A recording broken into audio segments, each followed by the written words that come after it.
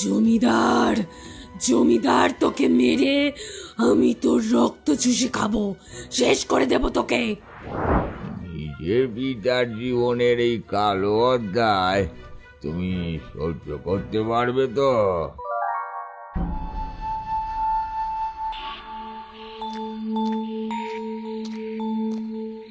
এই অতুল, এই এই তুই যে আমাকে বললি করিমগঞ্জের দিকে যাবি, তাহলে ত্রিকুটপুরের জঙ্গলের দিকে যাচ্ছিস কেন?